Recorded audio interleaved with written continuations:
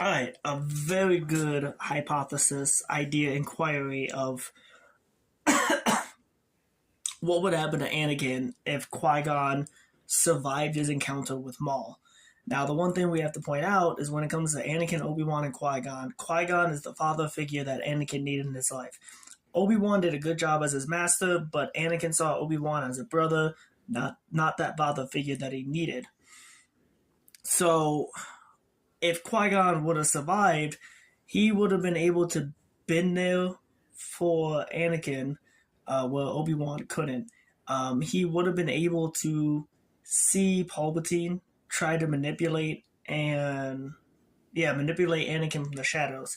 Because one of the Jedi's that Palpatine feared was Qui-Gon, because Qui-Gon was so in tune with the Force that he followed the will of the Force and not the Council, and he knew Qui-Gon would have, saw into Palpatine's deception. So if Qui-Gon would have lived, Anakin's life would have played out a whole lot differently. Like, Palpatine Sidious would have had to been more sneakily to try and manipulate Anakin. Would he be able to if Qui-Gon was still alive? No, I don't think he'd be able to. I think he would have slipped up and Qui-Gon eventually would have found out. Or if things did play out and let's say Obi-Wan ends up on Utapau, Ahsoka is at the time in Mandalore dealing with the Mandalorians and Darth Maul, and let's say Qui-Gon is still on Coruscant with Anakin.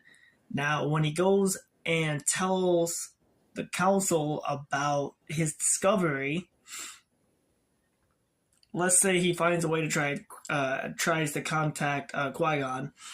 I feel like Qui-Gon would be that voice, that reason that tells him to stay at the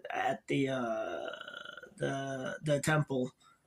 Basically, long story short, if Qui-Gon was still alive, Palpatine would have a lot of a harder time to try to manipulate Anakin.